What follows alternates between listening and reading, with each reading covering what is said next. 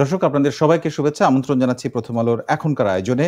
আজকের আলোচনার বিষয় ডাকসু নির্বাচনের ফলাফল প্রত্যাশিত ছিল কিনা সেটি নিয়ে আলোচনা করব। আলোচনার জন্য আমন্ত্রণ জানিয়েছি ঢাকা বিশ্ববিদ্যালয়ের একজন অধ্যাপককে। তার সাথে কথা বলবো আমরা এই বিষয়টি নিয়ে।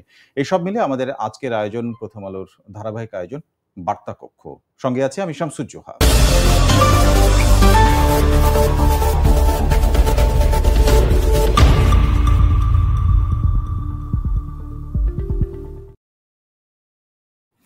ডাকসু নির্বাচনের ফলাফল প্রত্যাশিত ছিল কি, এই বিষয়টি জানার চেষ্টা করব। আমাদের সঙ্গে অতিথি হিসেবে যোগ দিয়েছেন ফার্সি ভাষা ও সাহিত্য বিভাগের অধ্যাপক ঢাকা বিশ্ববিদ্যালয়ের ডক্টর মোহাম্মদ আবুল কালাম সরকার। আপনাকে স্বাগত। ধন্যবাদ আপনাকে। প্রথমে যেটি জানতে চাইবো সেটি হলো একেবারে শিরোনামের প্রশ্নটি, যে এই ফলাফল প্রত্যাশিত ছিল কিনা, আগেই অনুমান করা যাচ্ছিল কিনা? আসলে প্রত্যাশার যে বিষয়টি সেটা তো নির্বাচনের আগে ওইভাবে নিশ্চিত করে বলা যায় না। আর যারা এখানে প্রতিদ্বন্দ্বিতা করেছে, যারা প্যানেল দিয়েছে, সেই প্রত্যাশার বিষয়টি আসলে তারাই বলতে পারবে যে আমরা এই ধরনের ফলাফল পেতে পারি বা বিষয়টি এরকম। কিন্তু অন্য জায়গা থেকে এরকমই হবে ওইভাবে নিশ্চিত করে বলা আসলে মুশকিল। ঢাকা বিশ্ববিদ্যালয়ের পুরো ডাকসুর নির্বাচনের যে ইতিহাস, সেই ইতিহাসে এবার প্রথমবারের মতো ইসলামী ছাত্র শিবিরের এই জয়কে নিরঙ্কুশ জয় বলা যেতে পারে। অবশ্যই নিরঙ্কুশ জয়। তো এই নির্বাচনের বিষয়টি, কোন বিষয়টি আলাদা, যেটি আগে কোনো সময়ের সাথে ছিল না, মানে আলাদা মনে হচ্ছে আপনার কাছে? এখানে পুরো নির্বাচন প্রক্রিয়াটি আগের চেয়ে আমরা যে ডাকসু দেখেছি, এর আগে যে ডাকসুটি হয়েছে 2019 সালের কথা বলছেন? 19 সালের যে ডাকসু, তার চেয়ে অবশ্যই এটা ব্যতিক্রমধর্মী। এবং আগের সব আমরা যারা পূর্বের যাদের সাথে আমরা আলোচনা করেছি, আগের ইতিহাসও যদি দেখি, এত স্বতঃস্ফূর্ততা আগে আমরা দেখিনি। খুবই আগ্রহের সাথে আমাদের শিক্ষার্থীরা এখানে অংশগ্রহণ করেছে। আমি দেখেছি যে 7টার আগেই তারা লাইনে দাঁড়িয়েছে এবং প্রতিটি কেন্দ্রে একদম সকালে 7টার আগেই তারা লাইন ধরেছে। বিশেষ করে যারা নারী শিক্ষার্থী তারাও এসছেন এবং যারা আমাদের ছাত্র তারাও এসেছেন। প্রত্যেকটা হলের সামনে দীর্ঘ লাইন আমরা সকাল থেকে দেখেছি। তো সেটা আমি মনে করি অন্যান্য যে ইলেকশন ছিল তার চেয়ে আমরা স্বতঃস্ফূর্ততা এখানে লক্ষ্য করেছি। আর অন্যান্য বছর যেটা হয়েছে সেটা গত নির্বাচনের কথা যদি আমরা বলি 19 সালে, সেটা আপনারাও দেখেছেন, সারা দেশবাসী দেখেছে। এখানে একটা ছাত্র সংগঠন সেটাকে দখল করে রেখেছিল এবং লাইনগুলোতে তারাই ঘুরে ফিরে 2 ঘন্টা 3 ঘন্টা 4 ঘন্টা পরেও গত নির্বাচনের কথা বলছে, ওইটার থেকে একটু পার্থক্য। এবং আগের যেগুলো আছে সেগুলো থেকে আসলে এখন বাংলাদেশের অনেক কিছুর মধ্যেই একটা পরিবর্তন এসছে। সব কিছুর মধ্যেই নির্বাচন প্রক্রিয়ার কথা বলি, চিন্তার কথা বলি, ভাবনার কথা বলি, সব ক্ষেত্রে বিশ্ববিদ্যালয়ের পরিবেশের কথা বলি, শিক্ষার্থীদের সব কিছুর মধ্যে আমরা একটা পরিবর্তন লক্ষ্য করছি এই মুহূর্তে। কিন্তু এবারের যে পরিবর্তনটা সেটি হচ্ছে ইসলামী ছাত্র শিবির যে এবারে ডাকসু নির্বাচনে প্যানেল ঘোষণা করেছে সেটি প্রথমবার তা নয়। এর আগেও 5টি নির্বাচনে তারা অংশগ্রহণ করেছে প্যানেল দিয়ে, কিন্তু কখনোই তাদের খুব ভালো ফলাফল পেতে দেখা যায়নি। তো এই যে মাঝের সময়টা, সেটা প্রায় 30 থেকে 35 বছর, প্রায় 3 দশকের বেশি সময় ধরে আসলে তাদের সাংগঠনিক কর্মকাণ্ড প্রকাশ্যে দেখা যায়নি। এইটা কি খুব না আসলে কৌশলগত ছিল নাকি এটা বাস্তবতা ছিল? এইটা তারা বলতে পারবেন তারা কৌশল নিয়েছেন কিনা। আমরা যেটা দেখেছি আসলে, আপনি যে ছাত্র শিবিরের কথা বলছেন, তারা কিন্তু সরাসরি ছাত্র শিবিরের নামে কিন্তু তারা কোনো প্যানেল দেয়নি। আমরা অপরদিকে যে অন্যান্য সংগঠন, বৈষম্য বিরোধী বলি বা জাতীয়তাবাদী ছাত্র দল বলি, তারা কিন্তু নিজেদের সংগঠনের নামেই কিন্তু তারা সেটা ঘোষণা করেছে। কিন্তু একমাত্র ইসলামী ছাত্র শিবির, তারা যে সংগঠন যাদের কথা আমরা বলছি, তারা কিন্তু ইসলামী ছাত্র শিবিরের নামে সেটা করেননি। তাদের প্যানেলের নাম কিন্তু ভিন্ন রয়েছে। তবে যে বিষয়টি না, এবারের তো অন্য যারা, যেমন ছাত্র দল বা আমি যদি এনসিপির ছাত্র সংগঠন যারা, তারাও তাদের নামে দেয়নি, তারা অন্য একটা নামে করেছে। এইটাও কি একটা কৌশল, মানে কখনোই নিজের নামটা সামনে না রেখে অন্য নামগুলো ব্যবহার করা? যেহেতু এখানে আমরা বাংলাদেশের ইতিহাসের যে বিষয়গুলো যে আমরা জানি, একটা সময় থেকে নিয়ে সেটা কিন্তু মুক্তিযুদ্ধের বিষয় নিয়ে জামাত ইসলামী এবং তাদের যে ছাত্র সংগঠন ইসলামী ছাত্র শিবির, এদের বিরুদ্ধে বলি বা তাদের ব্যাপারে বলি, একটা নেগেটিভ একটা কিন্তু আমাদের সমাজে সেটা রয়েছে।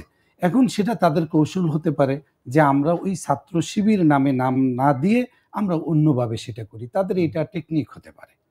আচ্ছা, তো আমার প্রশ্নটা যেটি ছিল যে এই যে দীর্ঘ সময় যেটি বলা হয় যে গত সরকারের আমলে তারা খুব একটা সুবিধাজনক ছিল না ক্যাম্পাসে, সেটি তো খুব বেশি সময় না, কিন্তু 3 দশকের মতো সময় ধরে কখনোই তাদেরকে খুব বেশি সামনে দেখা যায়নি, এবং পরিচয় নিয়ে, রাজনৈতিক যে পরিচয় সেটি নিয়ে আসা যায়নি, সেটাও কি প্রয়োজন ছিল? কারণ বিশেষ করে 2001 সাল থেকে তো তারা বিএনপি যখন ক্ষমতা, বিএনপির সময় তো সাথে তো তাদের এক ধরনের সখ্যতা এখন না থাকতে পারে, অতীতে তো ছিল।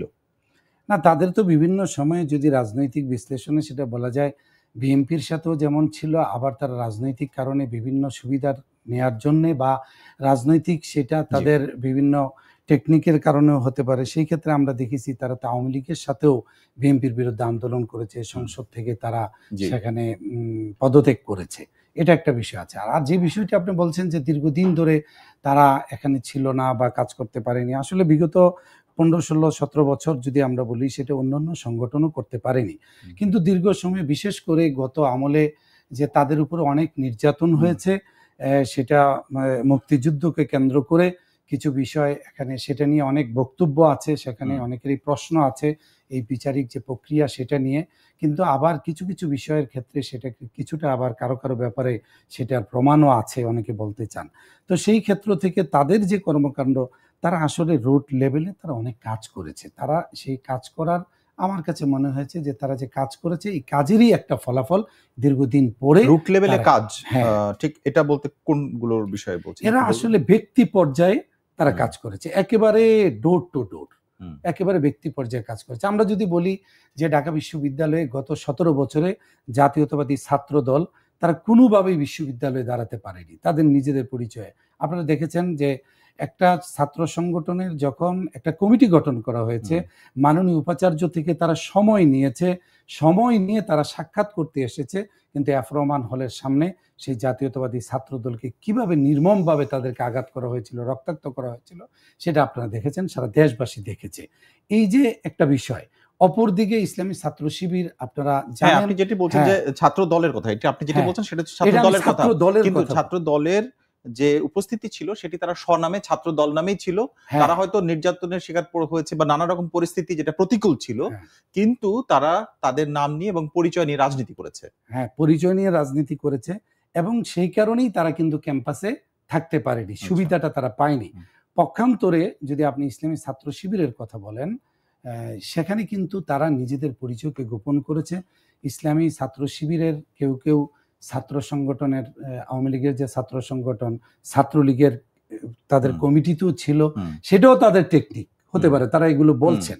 তো সেই ক্ষেত্রে তাদের যে সুবিধাটা হয়েছে, তারা সেখানে ক্যাম্পাসে ছিল, তারা বসবাস করেছে, স্বাভাবিকভাবে সেখানে ছিল। এবং 5 তারিখের পরে যে সুবিধাটা ইসলামী ছাত্র শিবির পেয়েছে, তারা বিভিন্ন হলে তারা অবস্থান করেছে এবং বৈধ ছাত্র হিসেবেই অবস্থান করেছে, এরকম নয় যে তারা অবৈধ হিসেবে এখানে। আচ্ছা, এখানে আপনাকে আরেকটা প্রশ্ন করি, সেটি হচ্ছে যে ধরুন আমার কোনো একটা ছাত্র সংগঠনের বা কিছু ছাত্রের রাজনৈতিক পরিচয় প্রকাশ করলে সেই মুহূর্তে সমস্যা হচ্ছে, সেটা গোপন করতে পারে, কিন্তু বিপরীত আরেকটা সংগঠনের সাথে, আমি ছাত্রলীগের কথা বলছি, ছাত্রলীগের ভেতরে যে ঢুকে তাদের সুবিধা মধ্যে থাকা এবং সুবিধা আদায় করা, এটাকেও কি টেকনিক বলবেন নাকি একটা দেউলিয়াত্ব বলা যায়? এটা তারা টেকনিক বলছে, কিন্তু আমি যদি আজ একজন শিক্ষক হিসেবে আমি বলি, আমি মনে করি যে এটা নৈতিকভাবে এটা কখনোই সমর্থনযোগ্য নয়। আপনি একটা সুবিধা নিবেন, একটা সংগঠনের হয়ে নিজেকে বিলিয়ে দিবেন ওই সংগঠনের অস্তিত্বের সাথে, তাদের পদ পদবীর সাথে, পরবর্তীতে এসে আপনি আবার আরেকটা সংগঠনে আপনার জায়গায় ফিরে এসে বলবেন আমি এই সংগঠনের, এটা আসলে আমি নৈতিকভাবে এটা সমর্থন করি না।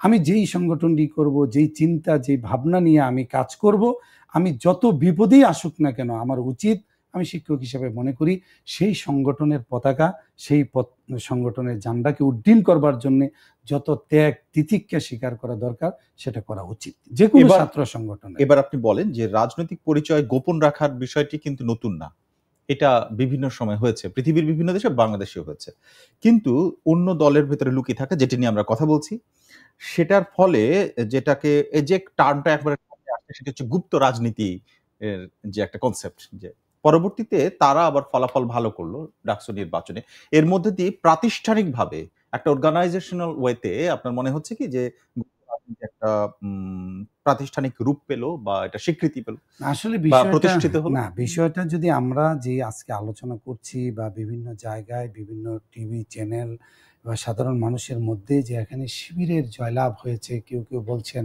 ইসলামীদের বিজয় হয়েছে।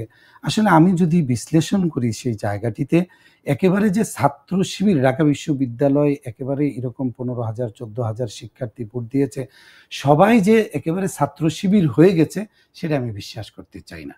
আসলে এই 5 তারিখের পরে ছাত্র শিবির একটা সুবিধা পেয়েছে। মানে 5ই আগস্টের কথা বলছেন। হ্যাঁ, 5ই আগস্টের পরে তারা একটা সুবিধা পেয়েছে, সেটা তারা হলে অবস্থান করতে পেরেছে, যেই কারণে তারা ছাত্রদের সাথে মিশতে পেরেছে। এবং হলের যে বিভিন্ন কমিটিগুলো আছে, যেমন শৃঙ্খলা কমিটি, তারপরে ডাইনিং, রক্ষণাবেক্ষণ, লাইব্রেরি, বিভিন্ন নামে সাংস্কৃতিক যে সকল কর্মকাণ্ড তারা চালাতে পেরেছে, এটা আমি মনে করি এটা তাদের সফলতা। অন্য সংগঠনগুলো সেই জায়গাটি তারা নিতে পারেনি, এবং সেই ক্ষেত্রে বিশ্ববিদ্যালয়ের প্রশাসনেরও একটা কারো ভূমিকা ছিল, এবং এই ভূমিকাটা আদায় করে নেয়া এই ছাত্র শিবিরের, এটা আমি মনে করি আচ্ছা, এটা নিয়ে আমাদের একটা পর্যবেক্ষণও আছে। আমরা এই অনুষ্ঠানের জন্য ডাকসু নির্বাচন নিয়ে অনেক অতিথিকে আমন্ত্রণ জানিয়েছি, তাদের অনেকে মতামত দিয়েছে, সেই মতামতটা সামনে আসবো। আমরা একটু উল্টো দিকে যেতে চাই, যে অনেকে আলোচনার মধ্যে ছিল যেহেতু ছাত্রলীগ ক্যাম্পাসে নেই এবং নিষিদ্ধ এই মুহূর্তে, যে কারণে ছাত্র দলের সম্ভাবনা দেখেছিলেন, অনেকে এরকম প্রেডিক্ট করেছিলেন এবং তাদের প্রচারণা বেশ এক ধরনের সামনে ছিল। আমার প্রশ্ন এখন যে তাদের এটাকে এবারে যে ফলাফল সেটাকে এক ধরনের ভরাডুবি হিসেবে দেখছেন অনেকে, যে এর থেকে ভরাডুবি শুনলে মনে হয় যে এর থেকে বোধহয় ভালো প্রত্যাশা ছিল, তো প্রতিদ্বন্দ্বিতায় আসতে পারেনি। এইটিও কি আপনার মনে হয়, যে শিক্ষক হিসেবে কি মনে হয় ক্যাম্পাসের না? আসলে বিষয়টা হলো কি, আপনি দেখবেন এদেশে রাজনৈতিক দল, আপনি যেখানেই যাবেন, আওয়ামী লীগ বিএনপি আওয়ামী লীগের বিরোধিতা, আবার আওয়ামী লীগ বিএনপির বিরোধিতা। কিছু কিছু ক্ষেত্রে সেই জায়গাগুলোতে আমরা দেখি বিরোধিতার খাতিরও হয়, আবার কোথাও কোথাও যৌক্তিক কারণে হয়। এখানে ছাত্রলীগ যারা আছে, এরকম নয় যে ঢাকা বিশ্ববিদ্যালয় থেকে একেবারে চলে গিয়েছে, যায়নি। আমরা বাংলাদেশ থেকে যেমন যেতে পারিনি, এবং ঢাকা বিশ্ববিদ্যালয় থেকে যারা ছাত্রলীগের রাজনীতি করেছে তারা যায়নি, এবং যারা চিহ্নিত ছিল বেশি করে, যারা অত্যাচার, জুলুম, নির্যাতন করেছে, তারা হয়তো পালিয়েছে। কিন্তু সাধারণ শিক্ষার্থীরা যাদেরকে মিছিলে যেতে বাধ্য করেছে, যারা তাদের উপর তাদের দ্বারা নির্যাতিত হয়েছে, এরকম শিক্ষার্থী কিন্তু বহু হলে অবস্থান করছে। এবং এদের প্রশ্নটা বিএনপির যারা, মানে ছাত্র দলের না, সেটা আমি বলছি। এখন দেখা যাচ্ছে যে ছাত্র দল আর ছাত্রলীগ, ছাত্রলীগের বিরোধিতা হলো ছাত্র দলের সাথে। তারা বলছে যে হয়তো ধারণা করছে আগামী দিনে যদি বাংলাদেশের সুষ্ঠু ধারা রাজনীতি ফিরে আসে, স্বাভাবিকভাবে নির্বাচন হয়, হয়তো আশা করছে যে বিএনপি ক্ষমতা আসবে, স্বাভাবিক যে একটা চিন্তা। সেই ক্ষেত্রে তাদের যে প্রধান প্রতিপক্ষ সেটা হলো ছাত্রদল, ছাত্রলীগের। স্বাভাবিকভাবে তারা চাইবে না যে ছাত্রদল শক্তিশালী হয়ে ক্যাম্পাসে তারা ফিরে আসুক। সেই কারণে আমার কাছে মনে হয়েছে এই ভোটগুলো অন্যদিকে গিয়েছে। ছাত্রলীগের ভোট, এই ইকুয়েশনের কথা আপনি হাজির করছেন। কিছু কিছু ক্ষেত্রে সেটা হয়েছে, আবার সেটা একেবারেই যে পুরোপুরি ভাবে আপনি দেখবেন। আবার যদি আমরা জগন্নাথ হলের কথা বলি, সাধারণত আমরা বলি যে এটা হয়তো ছাত্রলীগের, তারা সবাই ছাত্রলীগ করে বা আওয়ামী লীগ করে, সেই ক্ষেত্রে কিন্তু আমরা ভিন্ন চিত্র দেখি। সেখানে কিন্তু আবিদ অনেক ভোট পেয়েছে, সেখানে কিন্তু সাদেক কায়েম অল্প ভোট পেয়েছে অন্য জায়গাটিতে। সেই জায়গাটি কিন্তু আবার অন্যরকম। জগন্নাথ হলটি শুধুমাত্র এবারের ফলাফলের ক্ষেত্রে আলাদা চিত্র দেখিয়েছে। কিন্তু আপনি যে ইকুয়েশনটা হাজির করলেন, সেই সমীকরণের বিষয়ে আপনার কি মনে হয় যে সরাসরি ছাত্রলীগ করতো, তারা দল নিষিদ্ধ, তারা এখন যেমন ভাবে বলছেন আপনি, ছাত্র দলের তারা বিরোধিতা করতো, তারা তো শিবিরের ক্ষেত্রেও বিরোধিতা করেছে, সরাসরি বিরোধিতা করেছে। সরাসরি বিরোধিতা, এটি একটি প্রশ্ন যে তাহলে শিবিরকে তারা ভোট দিতে, এটা আসলে যৌক্তিক কিনা এই আলাপ। এখানে বিষয়টা হলো যে তারা কিন্তু অনেকেই হলে অবস্থান করছে এখন, এবং আমি যেই কথাটি আগে বলেছি যে ছাত্র শিবির কিন্তু হলে তারা অবস্থান করছে, বৈধভাবেই করছে, আমি বলছি না অবৈধভাবে। তারা তাদের ন্যায্য অধিকার প্রতিষ্ঠা করেছে হলে। অন্যান্য ছাত্র সংগঠনগুলো কিন্তু ওই জায়গাটিতে তারা সেই জায়গাটি করে নিতে পারেননি। তারা বৈধ ছাত্র হিসেবে হোক, তারা কিন্তু হলে উঠতে পারেননি, বা ওই জায়গাটি হলের যে দায়িত্বগুলো আছে, হলের বিভিন্ন জায়গায়, যেহেতু এখানে একটা পলিটিক্যাল, একটা রাজনৈতিক একটা দল এখানে ছিল, তারা যখন চলে যাওয়ার পরে ছাত্রলীগ চলে যায়, সিটটা মানে নিশ্চিত করেছে, সে উঠেছে, সেখানে উঠেছে। কিন্তু তারপরে কি করলো? পরে যে হলগুলোতে তো এখন নিয়ন্ত্রণ নাই, ছাত্রলীগ নাই, তো যারা আছে তাদের মধ্যে হলের কার্যক্রমগুলো পরিচালনা করবার জন্য প্রভোস্টের সাথে আলোচনা করে বিভিন্ন কমিটি করে দেওয়া হয়েছে। সেটা আপনার পাঠাগার কমিটি, তারপর ডাইনিং রক্ষণাবেক্ষণ কমিটি, সামাজিক সাংস্কৃতিক বিভিন্ন এই জায়গাগুলোতে শিবিরের যে ছাত্র যারা আছে, অর্থাৎ সে এমন কিছু কর্মকাণ্ড করেছে যার মধ্যে সাধারণ ছাত্রছাত্রীদের মন জয় করেছে, তাদের মন জয় করেছে, তাদের সাথে সম্পৃক্ততা এসেছে। এখানে যে বিষয়টি এসছে এরকম নয় সাধারণ শিক্ষার্থীরা ছাত্র শিবির বলেই তাদেরকে ভোট দিয়ে বিজয় লাভ করেছে। তাহলে তাদের সম্পর্ক ভালো করে তারা কাজ করেছে, যে কারণে সাধারণ ছাত্রছাত্রী তাদের প্রতি উৎসাহী হয়ে ভোট দিয়েছে। কিন্তু আমার প্রশ্ন হচ্ছে, যদি ছাত্রলীগের ভেতরে তারা লুকিয়ে থাকে, তাদেরকে তো কর্মকাণ্ডের মধ্যে বিভিন্ন সময় দেখা গেছে, তাদেরকে ছাত্রলীগ বলে শনাক্ত করেনি কেউ, তাদের বিরুদ্ধে কেউ দাঁড়ায়নি, তাদের ব্যাপারে কোনো অভিযোগ আসেনি? না, এখন বিষয়টা হয়েছে কি, কিছু কিছু ক্ষেত্রে আপনি একটা বিষয় লক্ষ্য রাখবেন, বাংলাদেশের আগের পরিস্থিতি থেকে কিন্তু এখন সবকিছু চেঞ্জ হয়েছে। যেমন আগে এক ধরনের রাজনীতি ছিল, এখন কিন্তু বাংলাদেশের ছাত্র সংগঠনগুলো রাজনীতির ধারা কিন্তু চেঞ্জ করেছে। আপনি দেখেছেন আগে রাজনৈতিক এগুলো যখন একটা নির্বাচন হয়েছে, আরেক দল কিন্তু ভাঙচুর করছে, মানি না, এটা করছে, সেই করছে। আপনি দেখেছেন এত বড় একটা নির্বাচন ঢাকা বিশ্ববিদ্যালয় হয়ে গেল, কিন্তু এর কোনো ধরনের খারাপ কোনো কিছু কিন্তু নেই। এটা দেখেছে নির্বাচন হয়েছে, এটা কিন্তু একটা পরিবর্তন। 5 তারিখ এই পরিবর্তনের বিপরীতে আরেকটা যদি প্রশ্ন করা যায়, রাতের বেলা অনেকেই বিভিন্ন ইয়েতে ঢাকা বিশ্ববিদ্যালয়ে ঢোকার যে গেটগুলোতে সমবেত হয়েছিল, সেই ভয়ে তারা আসলে সাহস পায়নি, এটা যদি মানে যুক্তির হাজির করা হয়। সাহস কোন ক্ষেত্রে? যে ফলাফল বিট্রে করে যে তারা এটা চ্যালেঞ্জ করবে।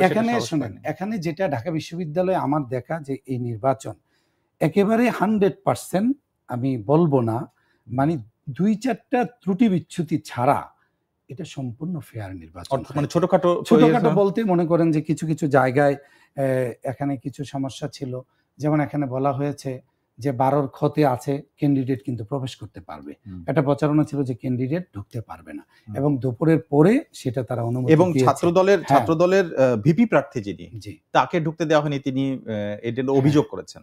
যখনই অভিযোগ এটা এসছে, আমরা তাৎক্ষণিক, আমিও একজন পর্যবেক্ষক ছিলাম, যেখানে যে অভিযোগ এসছে আমরা কিন্তু সেখানে ছুটে গিয়েছি, যেই জায়গায় সমস্যা হয়েছে, এবং আমরাই প্রথম এই বিষয়টি জানিয়েছি। তখনই কিন্তু নির্বাচন কমিশন তাকে বা অন্যান্য যারা আছে তাকে ঢোকার অনুমতি দিয়েছে। এই বিষয়গুলো যদি না থাকতো, যদি আগ থেকে তারা এই বিষয়গুলোকে বিশ্লেষণ করে তাদের প্রবেশ যদি তারা নিশ্চিত করতেন, তাহলে এই নির্বাচনটি আরো সুন্দর হতো, আরো বেশি সকলে। এখন আপনাদের বলি যে ছাত্র দলের প্যানেল, ভিপিজিএস সহ যারাই কথা বলেছেন গণমাধ্যমের সাথে, তারা প্রশাসনের নিরপেক্ষতা নিয়ে প্রশ্ন তুলেছেন, তারা ভোট গ্রহণের এবং এই পরিচালনায় নির্বাচন কমিশনের, মানে বিশ্ববিদ্যালয়ের যে নির্বাচন কমিশন, ডাকসুর যে নির্বাচন কমিশন, তাদের সক্ষমতা নিয়েও প্রশ্ন তুলেছেন, সততা নিয়ে প্রশ্ন তুলেছেন। না, সততা নিয়ে আমি মনে করি প্রশ্ন তোলাটা উচিত না। তার কারণ এখানে সক্ষমতা নিয়ে কিছু হতে পারে, যে আসলে এই জায়গাগুলোতে আসলে দেখুন, ডাকসু নির্বাচন তো কয়েকদিন পরপর হয় না, অনেকদিন পরে হয়, এগুলো নিয়ম কানুনগুলো। আর এখানে কিন্তু এরকম পেশাদারি কেউ না, সকলেই আমাদের শিক্ষকদের মধ্যে বাছাই করে সকলের সাথে, অংশীজনদের সাথে আলোচনা করেই মাননীয় উপাচার্য একটা কমিটি করে দিয়েছে, সেইভাবে নির্বাচন হয়েছে। তবে এখানে ছোটখাটো ত্রুটি বিচ্যুতি ছাড়া বড় ধরনের কোনো অসঙ্গতি আমরা দেখিনি। আপনাকে যদি আমি তাদের অভিযোগের প্রেক্ষাপটে আপনার জবাবটা চাচ্ছি। আপনি পর্যবেক্ষক ছিলেন? আমি পর্যবেক্ষক ছিলাম। আমি সকাল থেকে 7:30 থেকে রাত 3টা 3:30 পর্যন্ত আমি ছিলাম। তারা বলেছে যে প্রহসনের নির্বাচন পর্যন্ত বলেছে, আপনি নিশ্চয়ই দেখেছেন। এটা আমি দেখেছি। এখন মনে করেন এটা বাংলাদেশের সংস্কৃতি থেকে আমরা একেবারে বেরিয়ে যেতে পারবো না। প্রত্যেকেরই একটা মতামত থাকবে, তার কাছে যে ক্যান্ডিডেট থাকে সকলেই প্রত্যাশা থাকে সে নির্বাচনে জয়ী হবে। যখনই একটা তার কাছে একটু ত্রুটি মনে হয়, সেটা তার কাছে বড় হয়ে দেখা দেয়। যেমন কিছু কিছু ত্রুটি ছিল, এক জায়গায় আপনারা দেখেছেন যে একটা দাগ দেয়া বা ক্রস দেয়া একটা ব্যালট পেপার দেওয়া হয়েছে, হ্যাঁ, সেটা তাদের অভিযোগ আছে। এবং দেখেছেন যে এক জায়গায়, এবং সেই ক্রসটা ঘুরে ফিরে সাদিক কায়েমের নামের পাশেই ছিল, এটিও তারা অভিযোগ করেছে। এবং তাৎক্ষণিকভাবে এটা নিয়েও কথা আছে, তারা দেখেছে ভিডিও ফুটেজ যেখানে ছিল সেটা নিয়ে তারা নিশ্চিত হয়েছে, এটা নিয়ে তারপরে ওইখানে কথা হয়েছে, এবং তাকে কিন্তু তাৎক্ষণিকভাবে সেটা করিয়ে দিয়েছে। এবং আরেকটি বিষয় ছিল, একটা স্টুডেন্ট একটা অভিযোগ করেছে যে সে ভোট দিতে এসছে, তার ভোটটা আগেই দেওয়া হয়েছে, কিন্তু একজন দিয়েছে তাকে আবার ভোট দিতে দেওয়া হয়েছে। সে বলেছে তার বক্তব্যে যে আমার ভোটটা আমি দিতে পেরেছি, কিন্তু একটা অতিরিক্ত ভোট হয়েছে। দেখেন, এতগুলো শিক্ষার্থীর মধ্যে 2-1টা ছোটখাটো ঘটনা ঘটতেই পারে, কিন্তু তাহলে এখন পর্যন্ত মানে সারাদিনে যে অসঙ্গতিগুলো ঘটেছে সেটা ছোটখাটো অসঙ্গতি ছিল বলে আপনি? হ্যাঁ, আমি মনে করি। আরেকটা বিষয় আপনাকে আমি বলতে চাই, সেটা হলো রুকিয়া হলের ভোট গণনা একটু পরে শুরু হয়েছে, 8:30টার দিকে শুরু হয়েছে। এখানে যে সমস্যাটি ছিল ভোট যে গ্রহণ গণনা শেষ হয়েছে বিকেল 4টায়। হ্যাঁ 4টায়, কিন্তু 4টায় গণনা শুরু হয়েছে 7টার পরে, 8:30টায় শুরু হ্যাঁ, হয়েছে। তাহলে প্রায় কেন? 4 4 ঘন্টা। 4 কি ঘন্টা। কারণে? সেই কারণটি আমি বলতে চাই। সেটা হলো আপনারা জানেন যে প্রত্যেকটা কেন্দ্রের বাইরে একটা আপনার টিভি ছিল, যে টিভিতে সেখানে সেই ফুটেজগুলো সব দেখানো হয়েছে। কি তালা মানে খোলা থেকে স্ক্রিন হ্যাঁ ছিল। স্ক্রিন ছিল, সেখানে সবকিছু দেখানো হয়েছে। রোকেয়া হলের ক্ষেত্রে যেটা, সেটা ওই ইয়েতে স্ক্রিনে শর্ট সার্কিট হয়েছে, এটা আসছিল না। সেই কারণে টেকনিশিয়ান অনেকক্ষণ ধরে কাজ করেছে, আমাদেরকে ওইখান থেকে ফোন দিয়েছে, ওইখানে আপনারা দেখেছেন, তার জন্য সময় ক্ষেপণ করতে হয়েছে। সময় ক্ষেপণ করতে হয়েছে। আমি নিজে সেখানে ছুটে গিয়েছি, যতক্ষণ পর্যন্ত ওই সিসিটিভির ফুটেজ বাহিরে দেখানোটা আমরা নিশ্চিত করতে পেরেছি, তালা খোলা থেকে নিয়ে, ততক্ষণ পর্যন্ত কিন্তু আমরা ওটা শুরু করেনি, ডক্টর আবুল কালাম সরকার। ডক্টর আবুল কালাম সরকার ফ্যাসিবাদ বিরোধী যে আন্দোলন, তার ঠিক এক বছর, আপনি বারবারই 5 আগস্ট, মানে আমি ধরে নিচ্ছি 5 আগস্ট 2024 কথা বলছেন। তার ঠিক পর থেকে সমন্বয়কদের যে প্রচার, তাদের যে গ্রহণযোগ্যতা এবং তাদের যে সারা দেশের মানুষের যে উৎসুক ছিল তাদের প্রতি, কি এমন হলো যে এই এক বছরে তাদের প্রতিনিধি এখানে নির্বাচনে একেবারেই জায়গা করতে পারেনি? মানে যেটুকু ছিল সেই উপস্থিতিটা তাদের গ্রহণযোগ্যতার মাত্র কয়েকদিন আগে খুবই তুঙ্গে ছিল, তাই না? এবং সেটি সবার মধ্যেই ছিল। তো তারা কেন এখানে আলাদা হয়ে গেল এবং সেখানে শিবির একভাবে ট্রিট হচ্ছে এবং তারা আরেকভাবে ট্রিট হচ্ছে এই নির্বাচনে? বিষয়টা হলো, দেখেন, আমরা যে ফেসিবাদ বিরোধী আন্দোলন করেছি বিগত 17 বছর ধরে, আমরা ফেসিবাদ বিরোধী আন্দোলনে আমরা শিক্ষকদের মধ্যে আমরা চেষ্টা করেছি, এবং 5 তারিখও আমরা কারফিউ ভঙ্গ করে ঢাকা বিশ্ববিদ্যালয়ে আমরা কিন্তু কারফিউ ভঙ্গ করে রাজু ভাস্কর্যে আমরা দাঁড়িয়েছিলাম 5 তারিখ। তা আমরা যে জীবনের এই রিস্ক নিয়ে আমরা যে আন্দোলন সংগ্রাম করেছি, ফেসিবাদকে আমরা এখানে তাড়িয়েছি, একটাই স্বপ্ন ছিল মানুষের, যে দেশ থেকে দুর্নীতি মুক্ত করা, এই ফেসিবাদকে মুক্ত করা।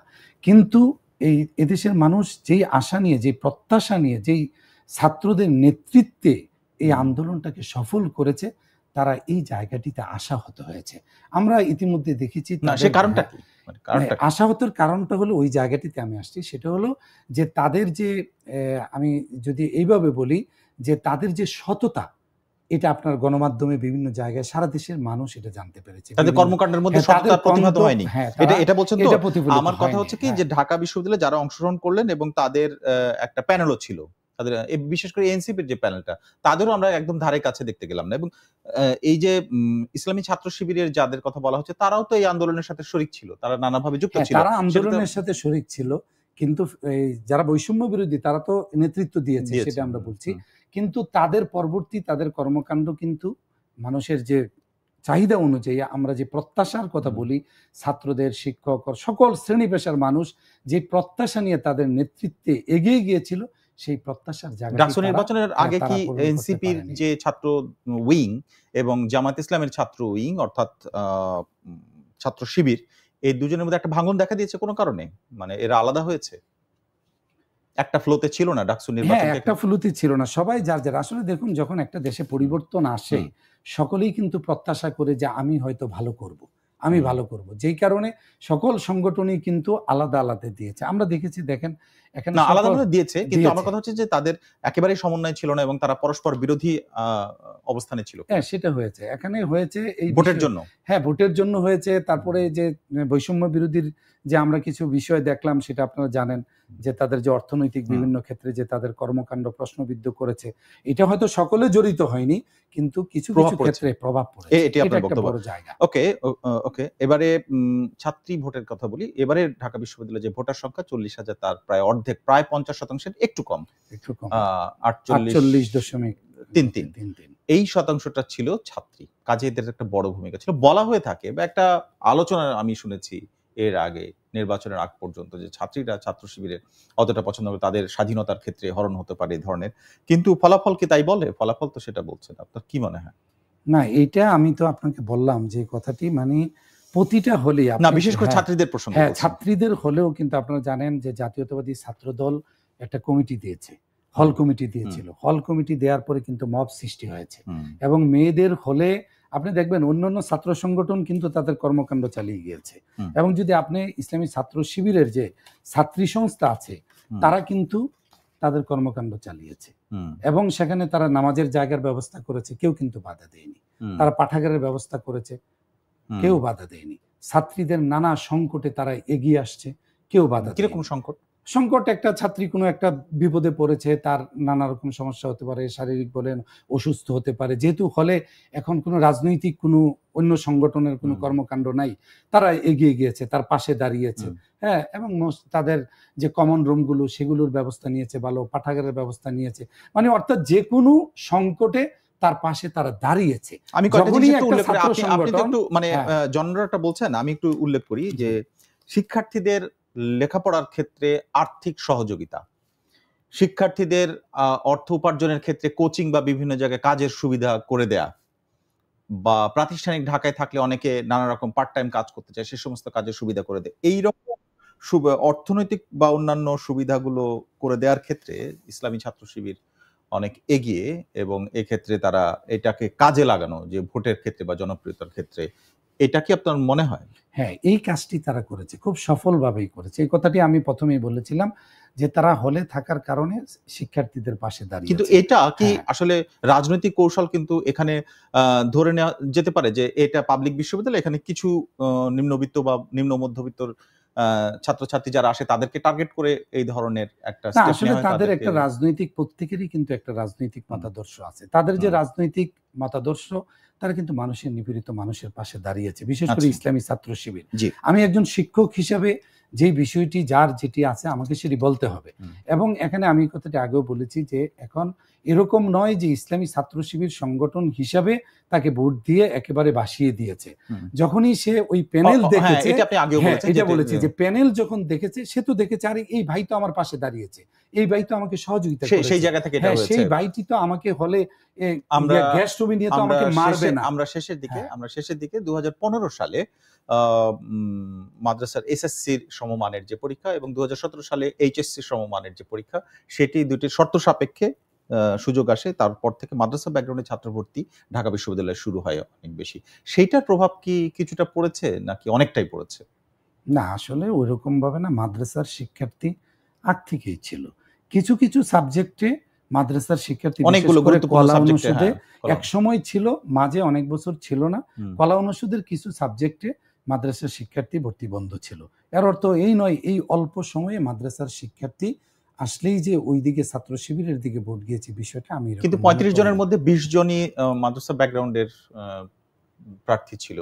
না, সেটা এখন মাদ্রাসা তারা সংগঠন করেছে, সেটা আপনি কিছু কিছু ডিপার্টমেন্টের ক্ষেত্রে দেখবেন, ওই সকল ডিপার্টমেন্টে যেহেতু মাদ্রাসার শিক্ষার্থী বেশি, তারা ইসলামী ছাত্র শিবির, যেহেতু ইসলামী ছাত্র শিবির একটা মাদ্রাসা ভিত্তিক বা ধর্মভিত্তিক একটা চিন্তা চেতনার জায়গা থাকে, সেই জায়গা থেকে ওইটার সমর্থক তো স্বাভাবিকভাবে ওই সকল বিভাগগুলোতে একটু বেশিই থাকবে। এর অর্থ এই নয় যে মাদ্রাসার শিক্ষার্থী সুযোগ করাতে তাদের সংখ্যা বেড়েছে বলে ইসলামী ছাত্র শিবির এখানে ভালো করেছে, আমি এটা মনে করি না। আমি যেটা মনে করি, তারা যে জায়গাটি করতে পেরেছে এখানে, তারা যে এই 5 তারিখে গত 24-এর পরে যে তারা জায়গাটি করে নিয়েছে, সেই ক্ষেত্রে বিশ্ববিদ্যালয়ের প্রশাসনের কিছু কিছু ক্ষেত্রে তারা আনুকূল্য পেয়েছে, এবং এই আনুকূল্যটি আদায় করে নেওয়া, আমি মনে করি এটাও তাদের একটা সফলতা। 2026 সালের শুরুতে জাতীয় নির্বাচন, এটি এই ডাকসু নির্বাচনের অনেকেই বলে থাকেন যে এটা প্রভাব পড়বে না, কিন্তু এই ছাত্র শিবিরের আরেকটি সংগঠন রয়েছে জামাত ইসলাম, তারা ওই নির্বাচনে অংশগ্রহণ করবে।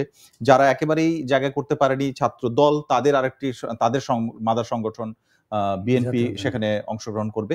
এইটা তাদের সাইকোলজিক্যালি অন্তত প্রভাব পড়বে কিনা, এবং মানে প্রভাব আমি মনে করি না। অতীতের যে আগে ডাকসু নির্বাচন হয়েছে, যারা বিশেষ করে 90-এর পরে এই দল ক্ষমতায় এসেছে, এর আগেও পরপর 2বার কেউ কেউ ভিপি হয়েছেন, কিন্তু তার দল কিন্তু ক্ষমতা আসেনি।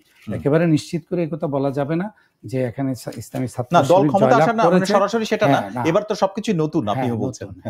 না, ওইরকম একেবারে এটাকে উড়িয়ে দেওয়া যায় না, তবে একেবারে এটাও বলা যায় না যে এটার প্রভাব খুব একটা পড়বে। এটা একটা খণ্ডিত জায়গা, ঢাকা বিশ্ববিদ্যালয়, এখানে একটা 40,000 শিক্ষার্থীর আর সেখানে তো জাতীয় নির্বাচন, কোটি কোটি ভোটের ব্যাপার আছে এখানে, সবকিছু। আমি এটাকে মনে করি মানসিকভাবে বুস্ট আপ করার ক্ষেত্রে এটা কাজে লাগবে বলে মনে করেন? কিছুটা তো তারা চেষ্টা করবে, প্রত্যেকই রাজনৈতিক দলের এক একটা পলিসি থাকে, সেই ক্ষেত্রে তারা এগিয়ে যাবে। এবং যে বিষয়টি আমি বলতে চাই, আসলে বিশ্ববিদ্যালয়, ঢাকা বিশ্ববিদ্যালয়ে যে ডাকসু নির্বাচনটি হয়েছে, আমি এই ক্ষেত্রে মনে করি যে ঢাকা বিশ্ববিদ্যালয়ের যে মাননীয় উপাচার্য, তার যে সাহসী ভূমিকা, আমি অন্তত আগামী কাল জাকসু নির্বাচন এবং রাকসু এর পরে আছে 25 তারিখে, তারপরে চট্টগ্রাম বিশ্ববিদ্যালয়ের চাকসু, সেটির নির্বাচনের কথা চলছে। এগুলোতেও কি এই ধরনের প্রভাব পড়ার, মানে এখানে যেহেতু আগে হয়ে গেল, ফলাফলটা সবার সামনে চলে আসলো, সেটি প্রভাব পড়বে বলে মনে করেন কিনা? না, কিছু তো একটা প্রভাব পড়বেই। এটা বলাটাই স্বাভাবিক। এখানে দেখেছে স্বাভাবিক কিছু মানুষ তো একটা অবস্থা দেখে প্রভাবিত হয়। কিছু হুম। ভোটার কিন্তু আছে যে প্রভাব বিস্তার করে। এটার একটা প্রভাব থাকবে।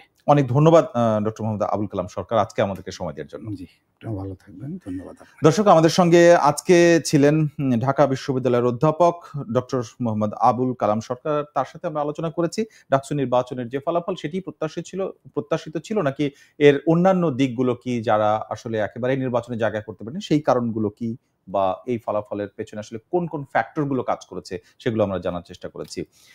আমাদের নিয়মিত এই আয়োজন প্রথম আলোর প্রতিদিনের আয়োজন রবি থেকে বৃহস্পতিবার পর্যন্ত দেখুন বার্তাকক্ষ, প্রথম আলো .com, প্রথম আলোর ইউটিউব, ফেসবুক সহ অন্যান্য সোশ্যাল মিডিয়া প্ল্যাটফর্মে। যারা সঙ্গে ছিলেন সবাইকে